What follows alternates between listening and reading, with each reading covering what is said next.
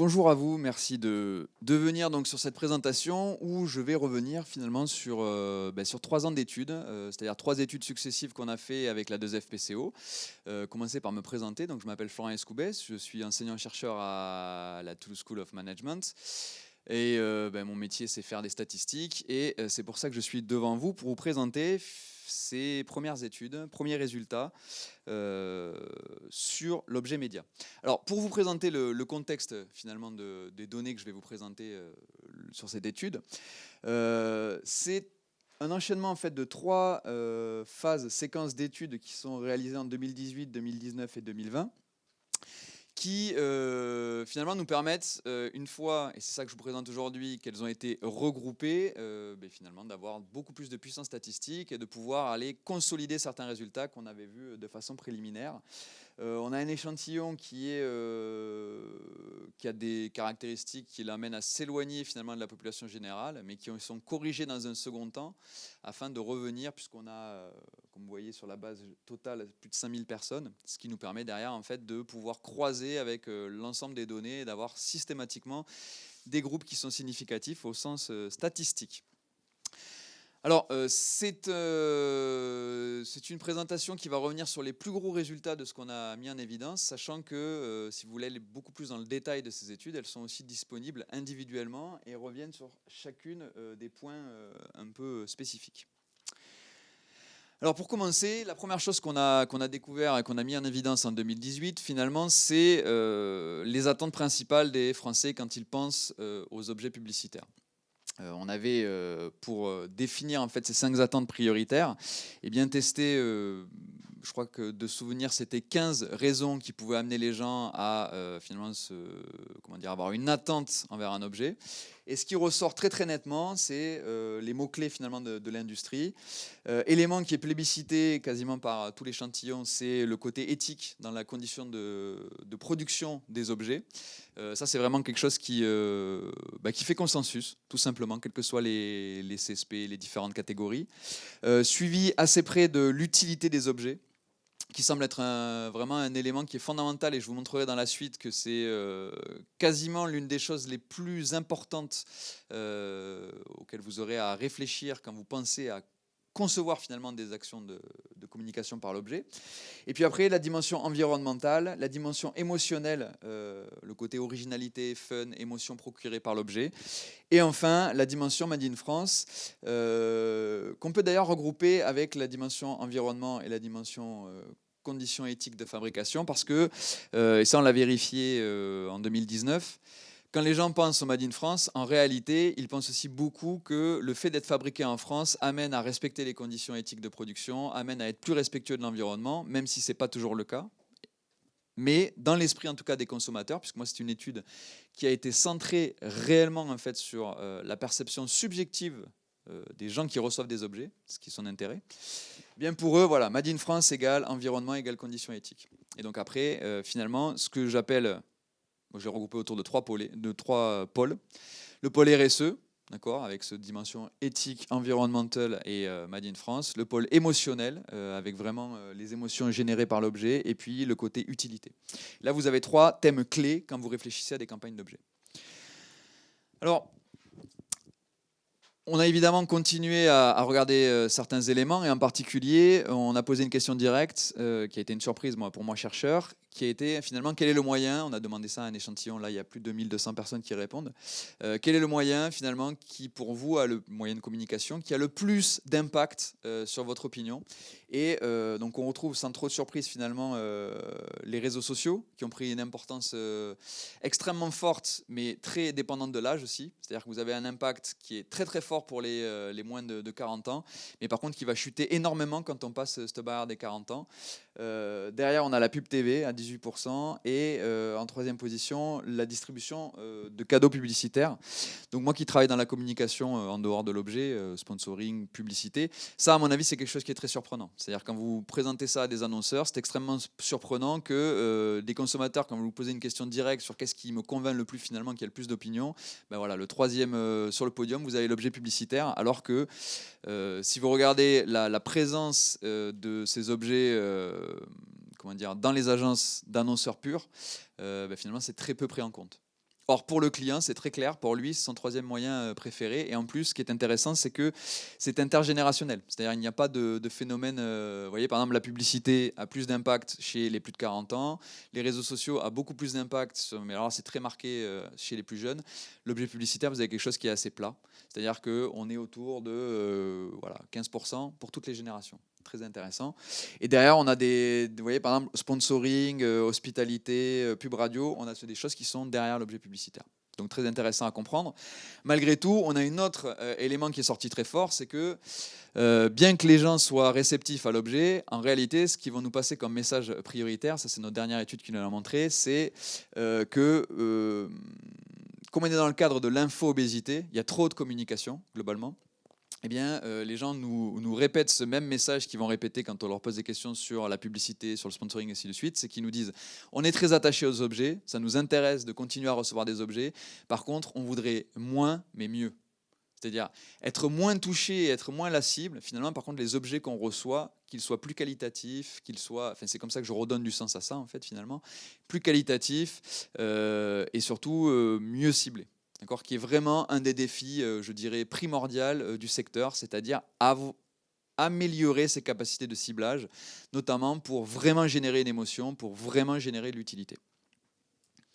C'est une opinion qui est j'allais dire majoritaire, pas exactement, 49,6%, mais c'est quand même l'essentiel de l'échantillon.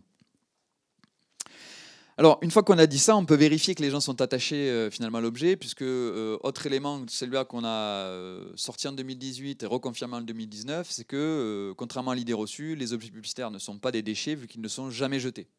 Quasiment jamais jetés. C'est-à-dire que par définition, quand on offre quelque, parce qu'en fait on rentre dans le cadre en fait du don en fait d'objets, et le fait est que dans la culture, en tout cas française, il faudrait vérifier à l'international, mais en tout cas dans la culture française, il y a une dimension vraiment sociale du fait qu'on ne jette pas un objet qu'on nous a offert. C'est vrai pour les cadeaux, c'est vrai pour n'importe quoi, et les objets publicitaires rentrent dans ce cadre-là. Si vous regardez ces résultats-là, 80% de l'échantillon, les gens conservent l'objet et l'utilisent. Et en fait, finalement, il va très peu changer de main, il va très peu être jeté, et il va être massivement conservé, utilisé. Donc ça, c'est intéressant. Si vous regardez le temps de conservation, non seulement il ne va pas être jeté, mais en plus, c'est un moyen de communication qui ne sera pas éphémère, dans le sens où il va rester très longtemps dans le champ visuel et dans le contact avec un client. Si vous regardez l'ensemble d'un échantillon, là, on a plus de 4000 personnes qui répondent. Qu'est-ce qu'on constate? On constate en fait que seulement une petite partie, un tiers, va garder des objets moins de 6 mois. Et inversement, plus de 2 tiers de l'échantillon va garder les objets plus de 6 mois, voire même en fait un autre tiers qui va les garder en années, c'est-à-dire 1 an et plus. Alors, pourquoi c'est très important de souligner cet aspect-là? D'une part, parce que c'est le seul moyen de communication, à ma connaissance, qui a de tels types de caractéristiques. La publicité, le sponsoring, tout ça, l'affichage, ce sont des expositions qui sont brèves, qui sont finalement non répétées. En tout cas, si elles sont répétées, elles ne le sont pas dans l'environnement immédiat des gens, alors que l'objet publicitaire, il est réel, il est concret, il est gardé à long terme. Et donc, il va impacter énormément, en fait, par exemple, la mémorisation, il va impacter l'individu. Pourquoi? Parce que quand on m'offre, par exemple, un mug de mon université ou de mon entreprise, finalement, il va rester dans mon environnement visuel. Pareil, si vous offrez un tote bag à un client, il va le porter, un t-shirt d'un marathon, ainsi de suite. Et donc, par ricochet, il va impacter d'autres individus. Okay, ce qui est vraiment un élément qui est singulier par rapport à tous les autres médias. Alors, comment expliquer cet état de fait?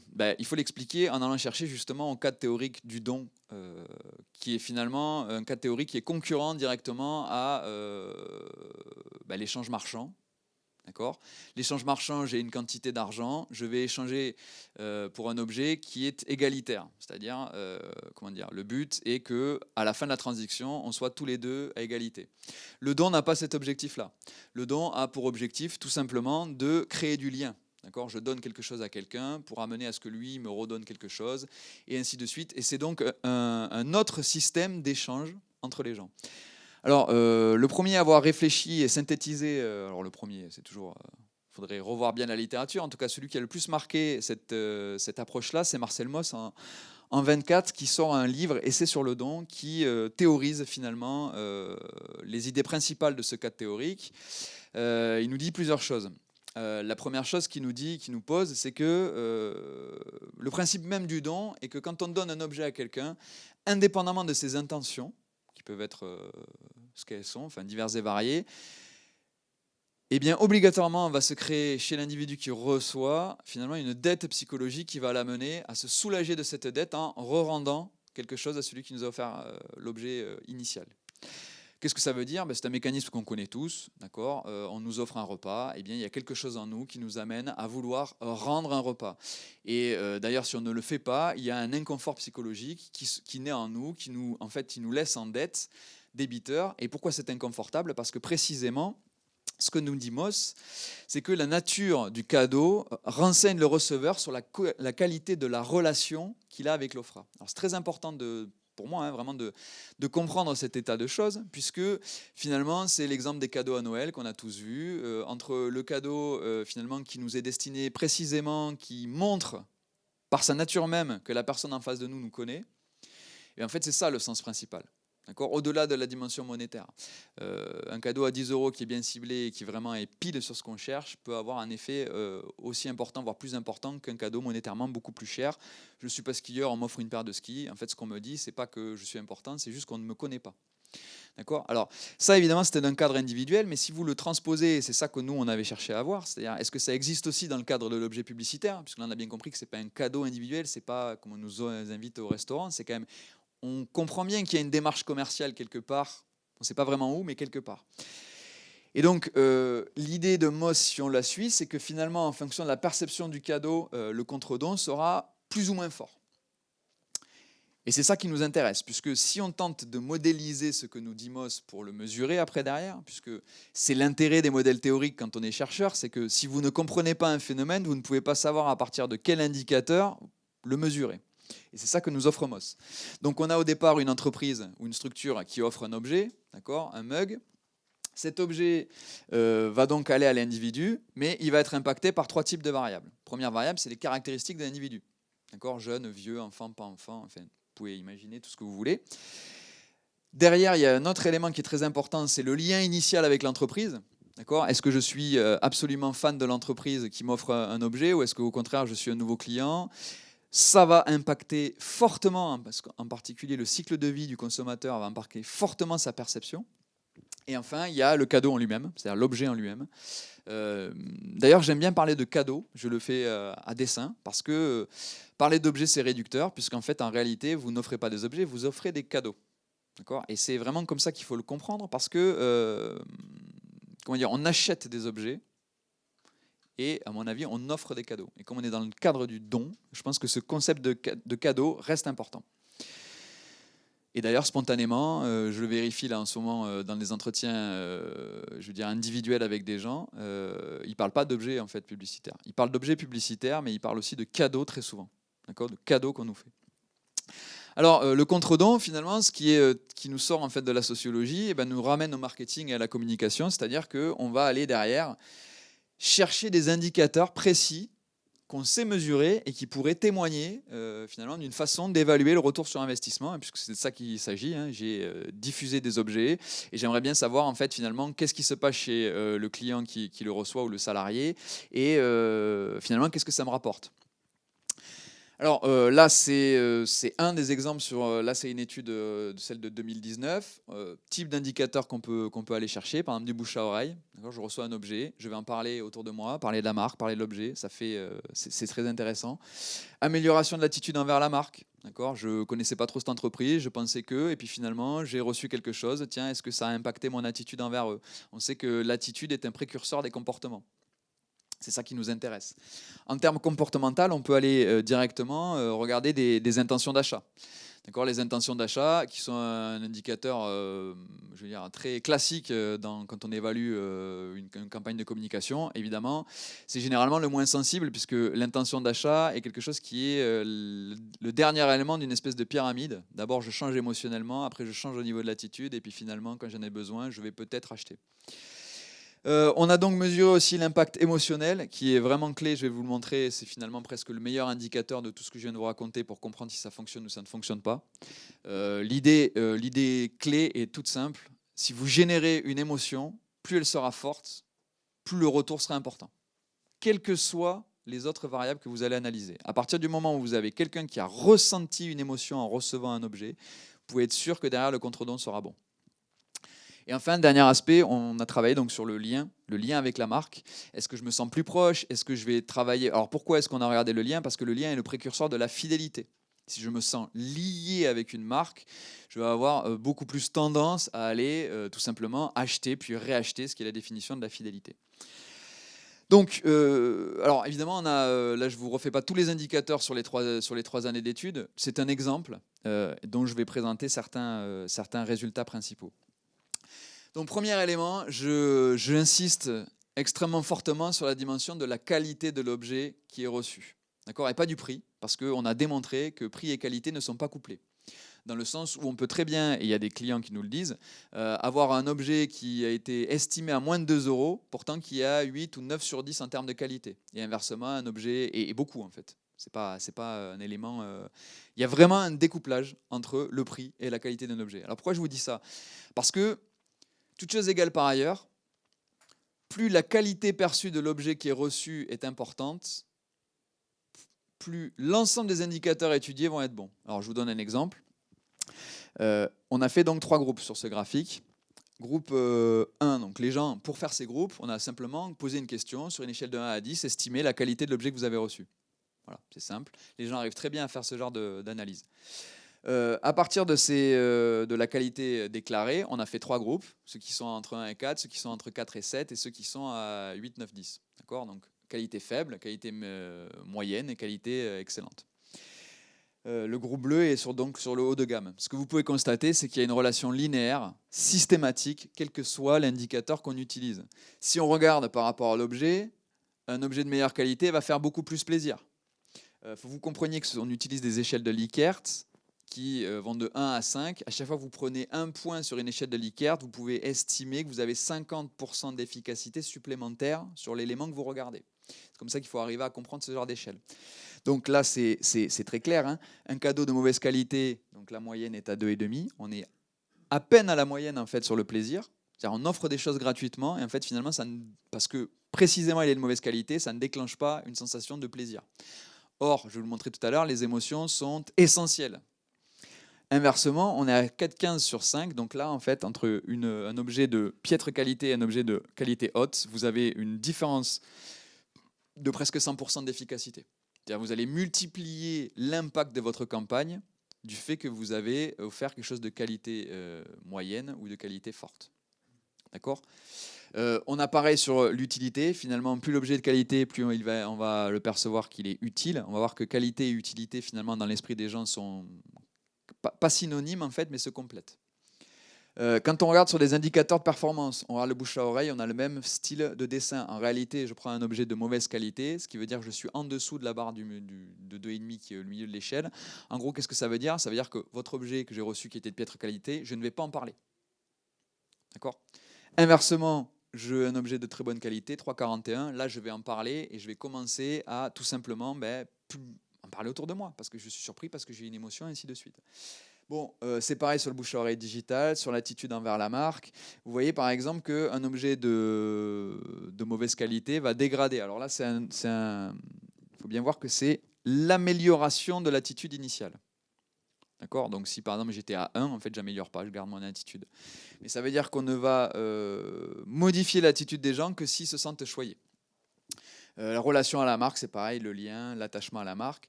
J'aurais pu vous montrer l'ensemble des indicateurs. Finalement, toutes choses égales par ailleurs, on peut dire que la qualité de l'objet est un déterminant direct du retour que vous aurez. Et pour une raison qui est donnée par Moss, si l'objet qu'on m'offre est un révélateur de la relation et du lien que j'ai avec l'entreprise ou la personne qui m'offre l'objet, eh bien, offrir un objet de piètre qualité me renseigne sur cette relation, et la relation est donc de piètre qualité. Okay. Donc le conseil managérial qui découle instantanément de cette observation est tout simplement de vous dire, quand vous avez un budget fixe, je sais pas, 5 euros, mettons, allez toujours proposer des objets haut de gamme d'une catégorie 5 euros plutôt que des objets moyenne gamme ou bas de gamme vous voyez, de la catégorie supérieure. Vous voyez, je suis clair sur ça? Alors, on a également regardé l'utilité. Donc, dans le même processus, on a mesuré donc l'utilité à partir d'une échelle en 4 questions. On a créé un indicateur en synthétisant ces échelles et on a regardé l'utilité perçue des objets qu'on a reçus. Ça, c'est un histogramme. Et donc, toujours la même échelle. De 1, on est vraiment une utilité minimum. 5, on a une utilité maximum. Ce qu'on constate déjà, ce qui est vraiment, contrairement à la qualité, si on faisait ça avec la qualité, on a une moyenne sur 10 qui est autour de 6-7. Ce qui veut dire quoi? Ce qui veut dire que les gens quand même trouvent que les objets qu'ils reçoivent en France sont d'une qualité assez haute. Maintenant, si on regarde l'utilité, là par contre, le schéma n'est pas le même. Et c'est assez dramatique pour le secteur, puisque précisément l'utilité, comme on le voit ici, est un élément qui accroît énormément. En fait, déjà, c'est l'attente numéro 2 des Français quand ils pensent à un objet publicitaire. Il faut que ce soit utile. Parce que souvent, en fait, ce qu'on commence à voir ressortir dans les entretiens qualitatifs, c'est que s'il n'y a pas d'utilité, ben, finalement, c'est presque un déchet. Vous voyez, puisque je ne m'en sers pas, je le fous dans un tiroir. Bon, voilà. La mauvaise nouvelle, c'est qu'on a moins de 5 ou là, ça doit faire 5 ou 8% de l'échantillon qui pensent que son objet reçu est très très utile. Et c'est extrêmement dommage. Pourquoi? Parce que là encore, en bleu inutile, en jaune peu utile et en fuchsia très utile, ben, ce qu'on va constater, c'est que là encore, il y a une relation linéaire, je dirais même presque exponentielle, dans le sens où l'impact maximum va être trouvé pour les cadeaux jugés les plus utiles. Et là encore, c'est un impact énorme. Là, on est sur de la com interne, sur la marque employeur. On a posé ces questions-là à des salariés. Mais ça marche exactement de la même façon sur les consommateurs finaux. Et qu'est-ce qu'on constate? On constate que le lien avec l'employeur est dégradé quand l'objet est inutile. D'accord? Et il est fortement amélioré quand l'objet est considéré très utile. D'accord? Et quand il est peu utile, finalement, le lien reste ce qu'il est. Il est peu impacté. Pareil sur la réciprocité, la volonté d'engagement dans l'entreprise, le bouche à oreille, qui sont d'autres illustrations de comment on peut mesurer un retour sur investissement en communication interne. Conclusion de ça, la qualité est un élément fort, l'utilité est le deuxième vraiment pilier quand vous réfléchissez à une campagne d'objets médias.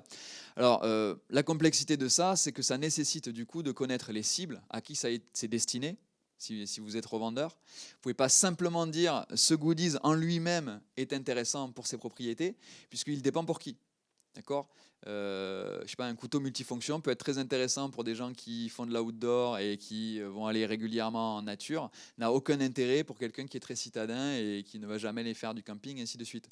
C'est ça la complexité de l'utilité, et ça amène à ouvrir une question qui n'est pas du tout abordée dans l'industrie, qui est la question des cadeaux différenciés. C'est-à-dire, par exemple, d'avoir voilà, 4 figures qui ressortent dans mes verbatim. J'interviewe une enseignante parisienne en plus, et qui me dit, ben voilà, on a eu des gourdes qui ont été distribuées en début d'année, elles sont super bien, mais le problème, c'est qu'il serait été bien qu'ils fassent un modèle un peu plus féminin, plus léger, parce que ils nous ont fait des gourdes qui sont un peu grosses, qui sont des choses qui permettent de garder... c'était des bouillottes en fait un peu. Et bien elle, dans son cas, n'avait pas l'utilité parce que trop lourd, parce que rentre pas dans le sac à main, et donc résultat, l'objet n'est pas utilisé. N'étant pas utilisé, en fait, il n'aura pas d'impact.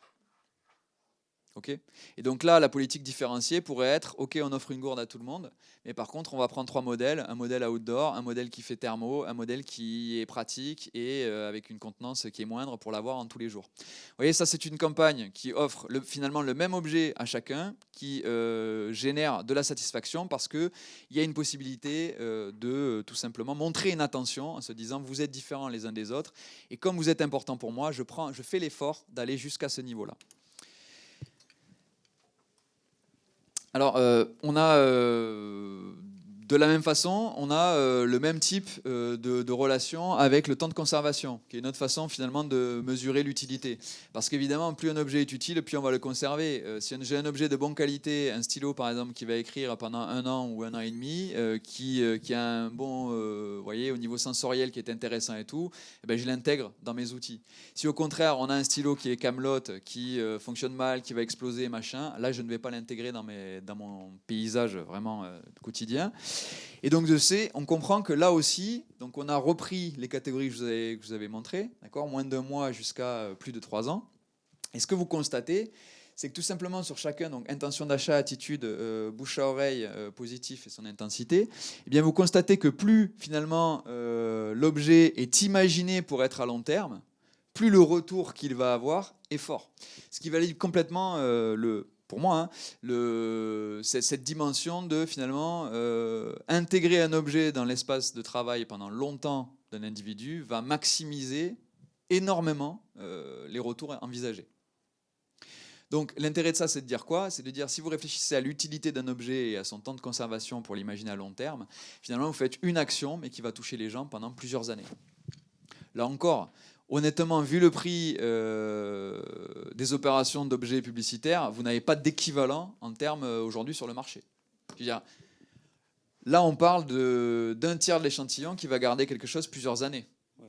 D'accord? Plusieurs années de contact visuel, on peut chiffrer ce prix-là. Ce qui montre, d'ailleurs, je vous le montrerai pas sur ce graphe, mais vous pouvez le retrouver dans les études. En termes de mémorisation, il faut comprendre que quand on reçoit un objet, à 80%, on va mémoriser celui qui nous l'offre. Donc notoriété instantanée, 80%. Il n'y a aucun équivalent. En publicité, vous n'avez jamais, quand vous faites une campagne de communication, 80% de l'échantillon qui a été exposé à la publicité, qui va se rappeler qu'il a vu les publicités et que c'était bien Philips, et ainsi de suite. Ça n'arrive jamais, ni en sponsoring, ni en affichage. On est sur des taux de mémorisation qui vont être autour de 15, 18, 20%. Et encore 20% de mémorisation sur une campagne de publicité, c'est vraiment monstrueux. Alors, un élément aussi qu'on a voulu vérifier, c'est tout simplement l'impact émotionnel que peuvent avoir les objets. En 2019, on a tout simplement demandé quelles sont les émotions que vous ressentez quand vous finalement recevez un objet publicitaire. On a donné autant d'émotions positives que d'émotions négatives. Et ça, les barres, en fait, c'est le pourcentage de gens qui ont répondu je me suis senti donc satisfait, amusé, étonné, ainsi de suite. Ce que vous constatez probablement déjà, premier enseignement, et qu'on a confirmé, c'est qu'en fait, l'objet publicitaire génère quasiment aucune réaction négative. Donc là encore, c'est unique. Parce que si vous regardez, par exemple, le sponsoring ou la publicité, vous avez plein de mouvements en fait, qui vont explicitement dire stop la pub, arrêtez de nous mettre de l'affichage, développer des stratégies pour ne pas être exposé aux messages des annonceurs avant YouTube, et ainsi de suite. Dans l'objet publicitaire, il n'y a jamais ça. Jamais personne, à aucune des questions de la façon, me disait non, je n'ai pas envie de recevoir d'objets, ça me dérange, ainsi de suite. Pas du tout. Quand on regarde sur les émotions, en fait, les seules émotions, donc déçu, blasé, dégoûté, frustré, en colère, ce qu'on a pu montrer, c'est que ce sont par rapport à des gens qui sont très impliqués par rapport à l'entreprise. C'est-à-dire, je suis extrêmement fan, je ne sais pas moi, de Nike par exemple. C'est vraiment une entreprise qui compte pour moi dans ma vie parce que je suis un gros client, tout ça. Et Nike, n'ayant pas différencié les objets qui sont offerts, eh bien, m'offre un porte-clés pourri, entre guillemets. Et donc, il y a une disproportion entre moi, ma perception du lien que j'ai avec la marque et finalement ce qui matérialise ce lien-là. Donc ça, pour moi, c'est très important presque de différencier les clients en termes de cycle de vie de clients. C'est-à-dire, à mon avis, on ne devrait pas offrir la même chose à des gens qui sont des prospects, c'est-à-dire qu'il n'y a pas de relation initiale, par rapport à des gens qui sont des gens qui ont déjà acheté, voire des gens en fait, qui sont des clients fidèles, voire même des ambassadeurs. Il y a une logique à aller chercher des informations sur ces clients-là, et à mon avis, ce n'est pas gênant justement de différencier à ce niveau-là. Ce n'est pas fait, mais probablement que ça aurait des effets très positifs. Alors une fois qu'on a vérifié que effectivement l'objet était vecteur d'émotions positives, on s'est intéressé à la variable qui, parmi toutes celles que j'ai mesurées, a le meilleur taux de prédiction de comportement, c'est-à-dire l'intensité des émotions que j'ai ressenties. Alors pourquoi je vous dis ça? Mais parce que par exemple, vous vous rappelez de la dette psychologique, qui est qu'on m'offre quelque chose et je me sens en dette et donc je rends. Si vous regardez, vous croisez ça avec les émotions, c'est limpide. D'accord? Émotion faible, dette psychologique, proche de 0. Enfin de 1, puisque l'échelle va de 1 à 5. C'est-à-dire qu'en réalité, si l'objet qu'on me donne ne déclenche pas d'émotion, ou une émotion qui est vraiment très peu intense, derrière, il n'y a pas de dette psychologique. Ce qui veut dire quoi? Ce qui veut dire que le retour sera obligatoirement plus faible. Puisque c'est précisément cette sensation que j'ai été flatté ou qu'il y a quelque chose en fait qui fait que je suis comment dire, à part, qui va m'amener à rendre. Ben là, dans ce cas-là, ça se confirme complètement. Inversement, quelqu'un qui a ressenti des émotions fortes, il est sur une échelle, il est à plus de 3 en fait. Donc là, vous avez une différence de quasiment 3 points. En gros, ce que ça veut dire, c'est tout simplement que si vous générez des émotions intenses chez les gens qui reçoivent l'objet, vous êtes certain derrière que l'impact sera très fort. Vraiment très fort. Ce qui se vérifie sur les sensations... Alors ça, ce sont des précurseurs, c'est pour ça que je les ai mis ensemble. Si je me sens respecté en termes de réciprocité, c'est-à-dire si moi, ce que je pense de la marque se matérialise par l'objet, la réciprocité, eh bien pareil, je rends énormément. Lien avec la marque, l'attachement précurseur de la fidélité, objet, pas d'émotion, ben mon lien il reste identique, il n'est pas impacté. Émotion forte, il est quasiment doublé. Si vous regardez maintenant sur les indicateurs de performance, je vous en ai mis quelques-uns là, attitude, bouche à oreille dans les deux aspects, donc social autour de moi et digital par LinkedIn par exemple, les intentions d'achat. Qu'est-ce qu'on va regarder? Prenons les intentions d'achat, donc les lignes violettes, et bien vous avez là encore une relation linéaire. Plus l'émotion est forte, plus derrière les retours seront forts. Alors, à ce propos, je fais un lien qu'on n'a pas encore testé en tant que tel, mais qui pour moi est très clair. C'est la dimension sensorielle en fait, des objets. Aujourd'hui, il y a un aspect qui est sous-exploité, c'est vraiment les sensations kinesthésiques, sensorielles. Je parle des odeurs, je parle des aspects de lumière, de couleur, ainsi de suite, parce qu'on sait très bien que comme les émotions sont le reflet des états du corps, la dimension sensorielle va nous amener à ressentir, ou en tout cas va amplifier les émotions initiales. Et c'est l'essence même du marketing expérientiel, faire vivre une expérience sensorielle. Et donc dans les objets, par définition, c'est un aspect que vous n'exploitez pas suffisamment. Parce que par nature, un objet est sensoriel, il existe, on le touche, contrairement à une pub qui est immatérielle. Mais par contre, ce n'est pas développé en tant que tel. Il y a évidemment un travail sur les textures, ainsi de suite, parce que ce sont des créateurs d'objets, mais est-ce que ce travail sur les textures, après derrière, il est relié à notre intention marketing?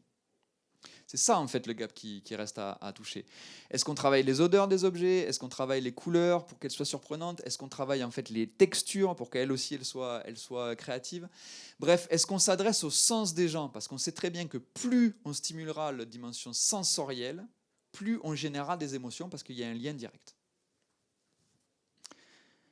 Alors, si vous regardez, parce qu'évidemment là, je vous ai montré sur le client, donc le consommateur, maintenant je regarde en entreprise, finalement, on a le même type de résultat, deux autres indicateurs, attitude employeur, bouche à oreille digitale, petite coquille, mais on a la même, finalement, dimension.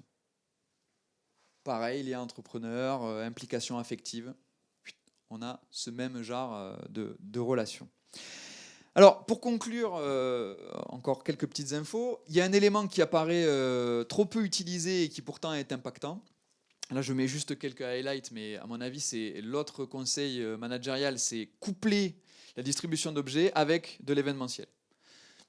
Pour la même raison que ce que je viens de vous dire sur le sensoriel, parce que l'événementiel parce que c'est une expérience, précisément, parce que c'est quelque chose qui sort de l'ordinaire, eh bien, va amener à amplifier la réaction, l'attention que j'ai pour le produit, la réaction qui m'est produite après le produit, parce qu'il m'est remis, par exemple, en main propre par une personne de la marque, parce qu'il est couplé. En fait, on a testé une quinzaine de formes d'événements, et en fait, les trois plébiscités par là, c'est les clients finaux, c'est les animations en boutique, les jeux concours et les manifestations sportives.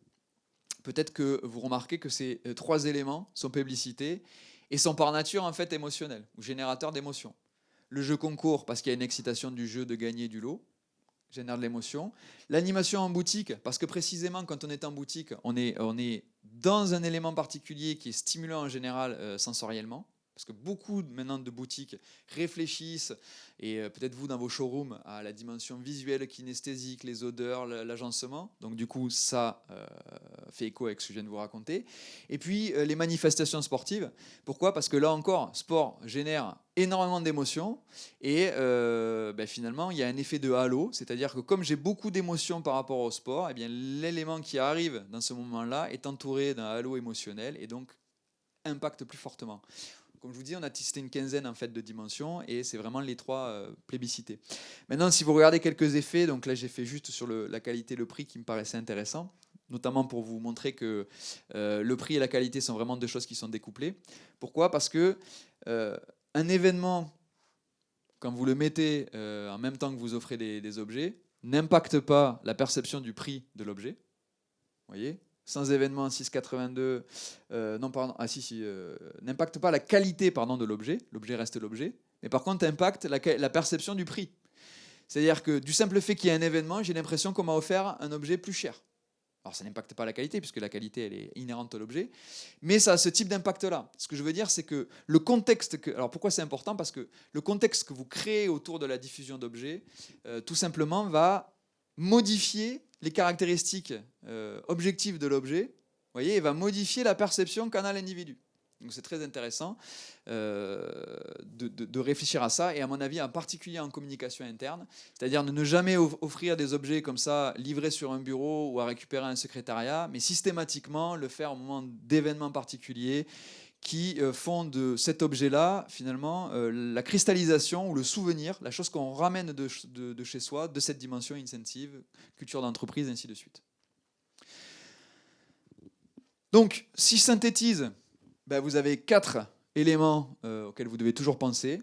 RSE, créateur d'émotions, utilité, made in France. Voilà. Donc là, j'illustre ça finalement par un petit objet qui peut avoir par rapport à un client ben, ce type de caractéristiques. Ça permet d'allumer des feux en survie, entre guillemets, ou en camping sauvage. Évidemment, ça n'a aucun intérêt pour quelqu'un qui est très urbain et qui ne va jamais partir en nature. Par contre, quelqu'un qui justement fait de la outdoor, à ce genre d'activité nomade, et ainsi de suite, là, vous êtes sûr que vous générez en fait un effet waouh. Vous avez une émotion, c'est pas très cher. On est sur quelque chose qui peut être jugé de très bonne qualité. Et derrière, ben, vous pouvez même le fabriquer, j'imagine, en France, ce genre de petits dispositifs. Donc là, vous avez énormément de choses qui vont être positives. Un dernier mot sur ma conclusion, juste sur la dimension RSE environnementale.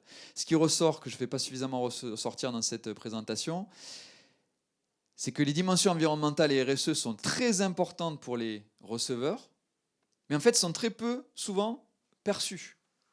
C'est-à-dire que c'est rare qu'on dise, par exemple, ce mug a été fait, oui, il n'y a pas d'histoire, il n'y a pas de storytelling autour du produit. On va très rarement mettre en avant où est-ce qu'il a été fabriqué, pourquoi est-ce qu'on a choisi celui-là, pourquoi est-ce qu'il cristallise les valeurs de l'entreprise, pourquoi on est allé là avec telle boîte et pas avec telle autre. Dit autrement, comme il n'y a pas suffisamment d'histoire autour des objets qu'on offre, on n'explique pas d'où ils viennent, on n'explique pas vraiment s'ils sont RSE, s'ils sont ceci, cela, eh bien on diminue le potentiel commercial des objets publicitaires tout simplement. Donc en conclusion, moi je plaide finalement pour que les objets publicitaires deviennent réellement des objets médias, et en tant que médias, qu'ils respectent les fondamentaux de toute campagne de médias, qui sont savoir quels sont les objectifs de l'annonceur qui est en face de nous, pourquoi il vient nous voir, est-ce qu'on travaille sur l'image, est-ce qu'on travaille sur la notoriété, est-ce qu'on travaille sur la fidélité. L'objectif étant la base de l'évaluation, puisque évaluer, c'est savoir si on a atteint l'objectif initial. D'accord ? C'est ça l'efficacité. Donc, si vous ne savez pas quels sont les objectifs initiaux, vous ne pouvez pas évaluer. D'accord ? De la même façon, si vous ne savez pas les cibles, vous ne pouvez pas réfléchir à l'utilité. Et si vous n'avez pas le message qui va être véhiculé, par exemple, on a changé de politique en termes d'environnement, on est proche de nos sous-traitants et ainsi de suite, ça c'est un type de message qu'on veut faire, et bien finalement, si vous ne connaissez pas le message, vous ne pouvez pas avoir une idée de quel est l'objet qui cristallisera ou qui représentera ce message. Donc vous ne pouvez pas faire de storytelling. Et donc, si vous n'avez pas ces fondamentaux de la communication, en réalité, vous ne faites pas de la communication. D'accord ? Vous êtes Ikea, vous êtes Monsieur Bazar à 2 €, mais vous ne faites pas de la communication. Devenir une agence média, c'est réfléchir à ces fondamentaux-là. Une fois qu'on a dit ça, clairement pour moi, l'objet a tout simplement un potentiel sous-exploité, dans le sens où c'est le seul média tangible. Et étant le seul média tangible, il se distingue de tous les autres et il est très intéressant parce que c'est un support qui va garder à très très long terme. De la même façon, c'est un média qui se prête au sensoriel. Comme je vous l'ai dit, c'est très important cette dimension-là. Et enfin, tout simplement, l'objet étant le reflet du lien avec une marque, vous avez tout intérêt à être dans une dimension qualitative de l'objet. Je vous remercie. Et si vous avez des questions, je suis là pour y répondre.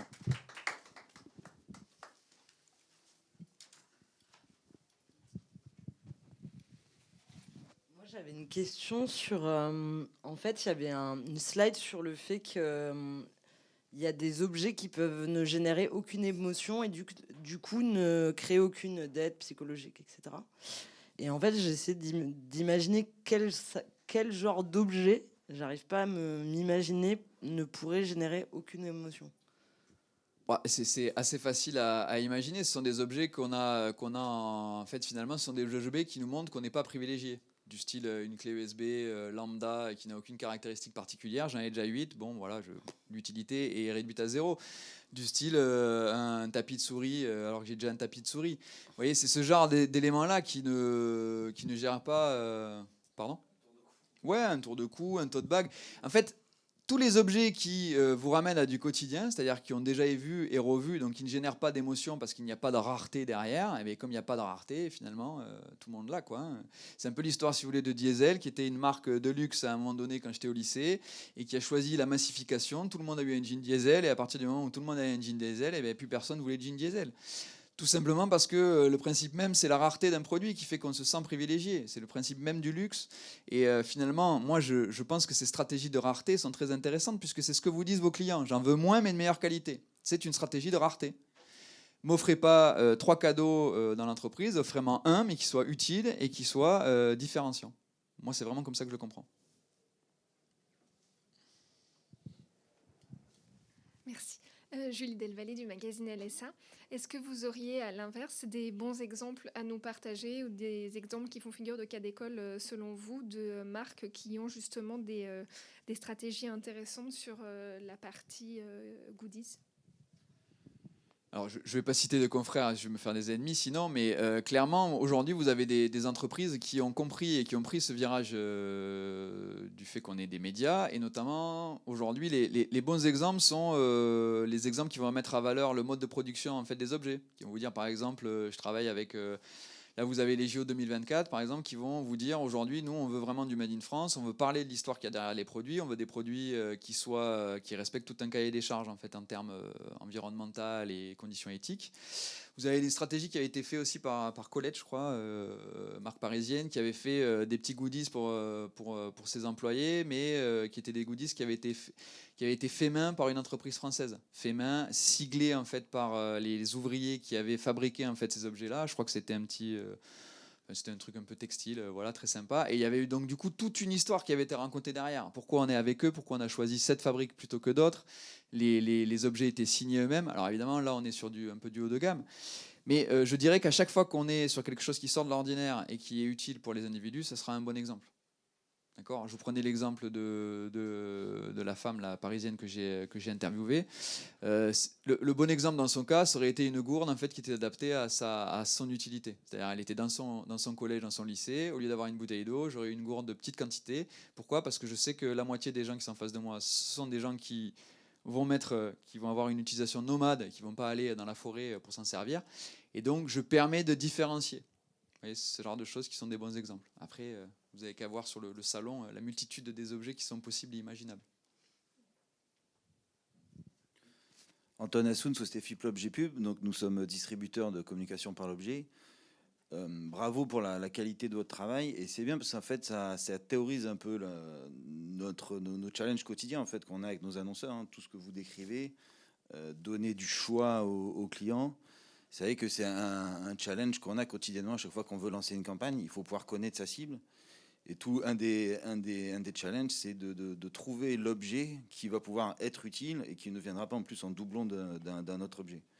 Et ça, c'est vrai que c'est assez compliqué. Alors, il y a beaucoup de solutions et heureusement, il y a des salons comme celui-ci pour trouver des nouveaux supports de communication pour rester dans les items que vous avez donnés, d'utilité et de travailler l'émotion. Ça, c'est vraiment très intéressant. Et j'avais déjà vu la précédente étude de la Fédé qui doit remonter peut-être à une dizaine d'années, je crois, ou un petit peu moins. Et là, je vois bien l'évolution sur l'aspect émotion et c'est vraiment très intéressant. Ça donne pas mal de pistes et puis c'est enthousiasmant pour nous et pour nos équipes d'avoir ce cadre un peu théorique, même pour arriver avec l'annonceur. ça solidifie bien sûr le discours et même l'annonceur, du coup, ça crée un dialogue et ça crée des réflexions qu'on n'a pas forcément. J'avais 2 questions. La première, c'est, je ne sais pas si vous l'avez dit, excusez-moi, mais quel est le panel sur lequel a été construite l'étude ? Et la deuxième, c'est après revenir sur les événements.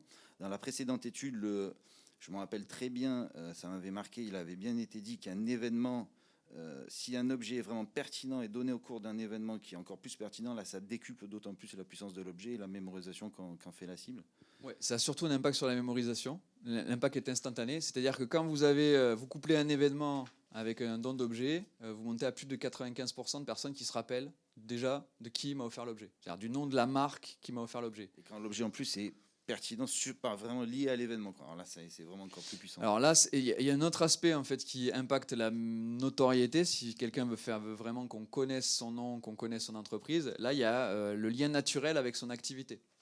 Dit autrement, si vous êtes Renault, par exemple, vous offrez un porte-clés, par exemple, vous avez un lien naturel entre mon activité, moi d'entreprise, et l'objet lui-même qui rappelle en fait finalement votre activité initiale. Ça c'est vrai pour la notoriété, c'est pas vrai pour tout. Lien naturel, par exemple, n'a pas d'impact sur l'image, n'a pas d'impact sur d'autres objectifs. Par contre, si vous voulez travailler la notoriété, c'est ça qui est important. Alors, conseiller de donner par un représentant de la marque et de gérer un lien naturel entre l'objet et l'image de l'entreprise, là vous êtes sûr que vous aurez en fait, tout le monde se rappellera de qui a reçu l'objet. Ce qui ne veut pas dire que derrière l'objet peut être pourri, entre guillemets. C'est-à-dire si l'objet est toujours pareil, c'est de mauvaise qualité, on se rappelle de qui me l'a offert. Là, du coup c'est inverse. Et c'est en ça que il y a quand même un vrai risque, et ça je pense que ce sont et c'est pour ça aussi que les chiffres aident, c'est que l'idée fausse qui est de dire n'importe quel objet ne dégradera pas la relation, c'est une idée fausse. C'est-à-dire un objet vraiment de mauvaise qualité, qui n'est pas utile et qui ne tient pas, va dégrader la relation.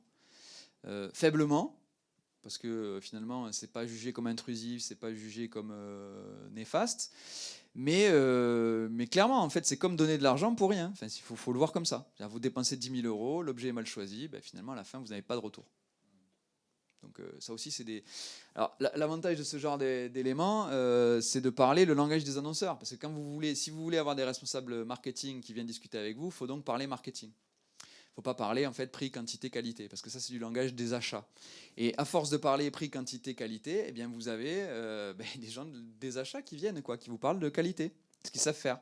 Si par contre, vous voulez attirer des annonceurs, mais le pôle marketing, là, il va falloir parler en fait de ce genre d'éléments.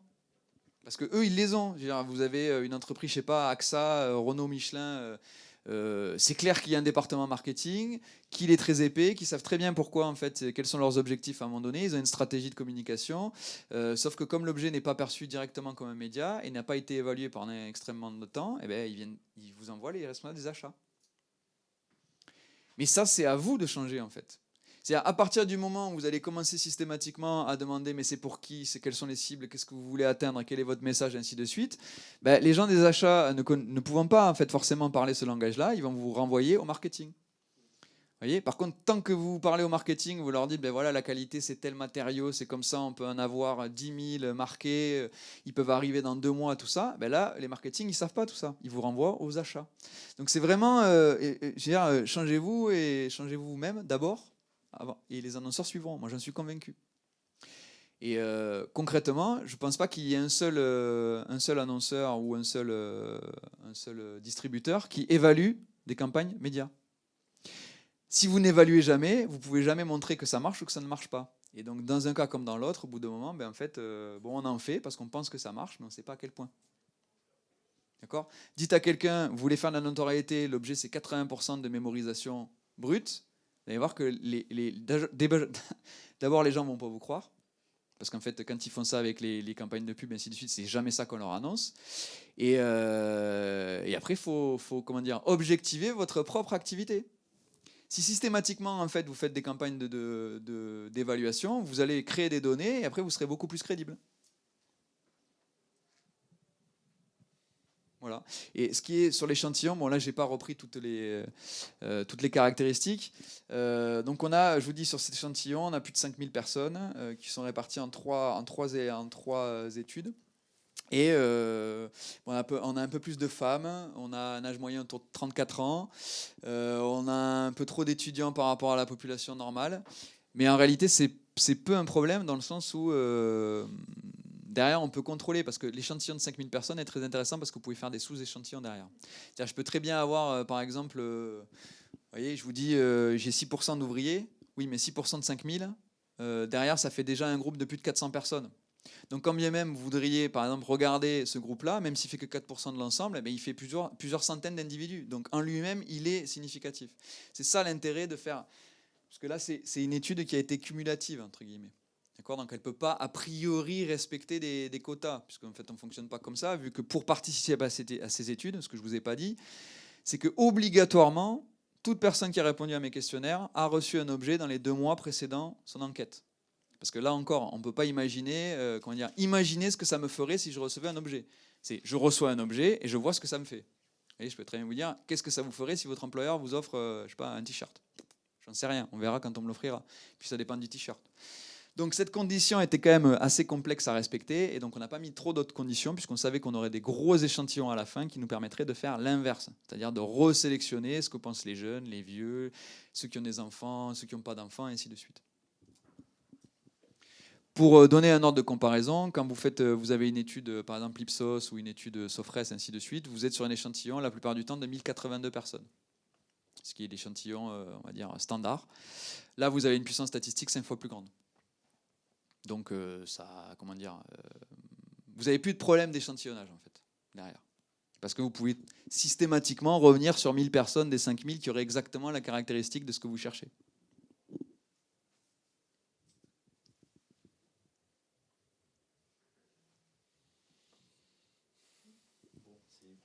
Eh bien, je vous remercie pour votre écoute et vos questions. Et puis, voilà, à bientôt. On se recroisera sûrement.